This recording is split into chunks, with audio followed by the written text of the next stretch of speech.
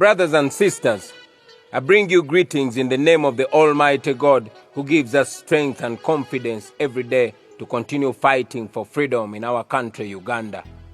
Even in the face of many challenges, we soldier on, knowing that God is on our side. I salute all of you for your resilience as we face this unprecedented coronavirus pandemic. In Uganda's case, the effects of the pandemic have been even worsened by the effects of bad governance. The majority of our people are hungry and simply desperate. In the coming days, together with fellow leaders, we shall come out to give direction to the nation on the way forward. Today, I want to address the issue of persistent fights and public spats between the people who profess to be fighting for freedom and democracy. I have noted with great concern comrades who are always fighting and attacking each other on social media. Some comrades have gone ahead to use social media to attack everyone within the forces of change. They are always promoting divisions and suspicions amongst the comrades in a very unprincipled manner. Some have gone as far as saying that people power is full of spies working for the Museveni regime. They have deliberately tried to demoralize and demobilize our comrades through targeted propaganda. We all know that this only benefits the regime, and yes, it greatly affects our struggle. So my question to these comrades has always been and continues to be, who are you working for? As I've said in the past, everyone whose actions speed up the fall of the Museveni regime is a comrade, no matter which political formation they belong to. And yes, everyone whose actions help the Museveni regime stay longer must be seen with suspicion, and their intentions must be questioned.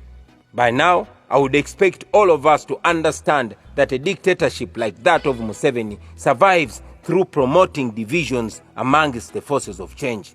Why is this not obvious to those comrades? All dictators use the same trick. They always plant people to bring confusion in the opposition. They might be pronounced pro-regime people, but they may also pretend to belong to the opposition. In our case, for example, they will attack everyone around the leader except the leader. And the intention is that they want the leader to see everyone around him with suspicion. And of course, if the leader is to fall in that trap, then it could be very dangerous for the struggle as a whole. We must judge everyone by their actions. Until someone declares himself or herself to be against the people of Uganda, it is not our place to declare them spies. Why should we demoralize a comrade who wakes up every morning to mobilize against the dictatorship by calling him or her a spy? Question: am I then saying that the regime will not plant people in our camp? Of course not. All dictatorships survive because they use public resources to compromise people within the struggle. They also use violence, they co-opt the elite, and they unleash propaganda and capture all state institutions, just the way it is happening in Uganda. It is not a secret that Museveni has survived by buying off and compromising people within the forces of change over time. As leaders, we have a mechanism to know who amidst us might be working with the enemy. But I request that the same way you have trusted us with leadership, you trust us to deal with these individuals. We all know that dictators are always in the market, and those who make themselves available for sale will be bought. Some are bought expensively, while others are bought cheaply. It's like slave trade, where the negotiation is for human beings, except that in this case, the dictator not only buys the bodies, but also buys the souls of those people. President Museveni is not bothered about this because he never uses his personal money anyway. He does not sell his cows to buy off his opponents. No, he uses taxpayers' money, our money. The money that you and I work so hard for is what he uses to buy off a few of us, hoping that he will silence the loud voices yearning for change. For example, the money that he charges Ugandans to use the internet every day is more than enough to buy off so many opponents. In financial year 2018-2019, for example, 49.5 billion was collected from the OTT tax. Now, assuming that he was to pay 100 million shillings per person, he would be able to buy off 495 people with this money. Of course, there are some people who think their freedom is much cheaper than that, Therefore, the dictator has enough funds to spend on patronage and bribing. In any case, one of the first things a dictatorship like that of Museveni does is to make people very poor. He makes sure that he is the only one left with real money, and therefore, after eating to his satisfaction, he is able to throw a few leftovers to the opponents who are available for sale. That is how dictators keep in power before they fall. The Museveni regime has excelled in evil, and I'm sure in the years to come, historians will study about it as a classic dictatorship which used propaganda to turn the oppressed Ugandans against each other. But of course, they will also study about us who fought it and brought it down. After stealing trillions and giving a few millions to some opponents, he uses some of those opponents to claim that they quit the struggle because they were not being given money. In my case, for example, the same regime that has blocked most of my sources of income uses people to say that I have a lot of money which I'm not giving out.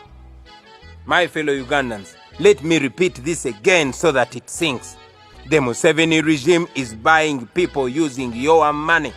Those people who refuse to be bought will be harassed, intimidated, and some will even be murdered.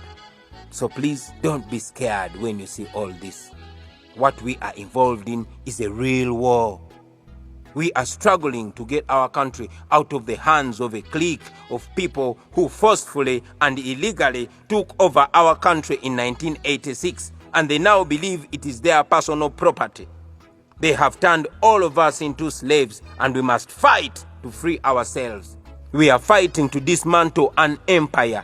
There will be casualties, there will be defections, there will be people giving up, there will be sellouts, there will be betrayals. You will be with someone in the morning, and by evening, the person is speaking a completely different language.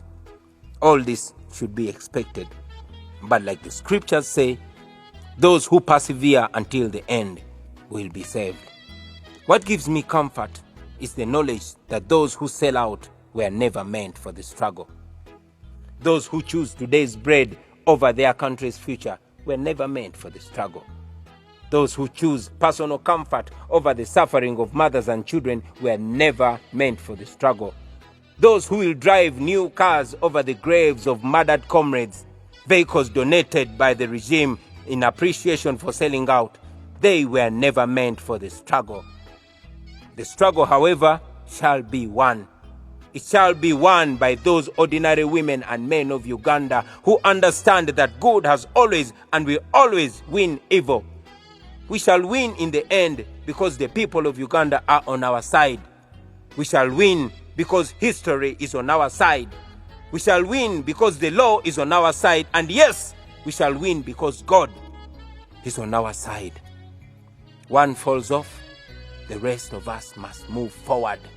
Freedom is coming soon, and it will be our prize. Therefore, comrades, keep your eyes on the prize. No matter how dangerous and scary those dictatorships have been, they have always fallen in the end. We shall overcome.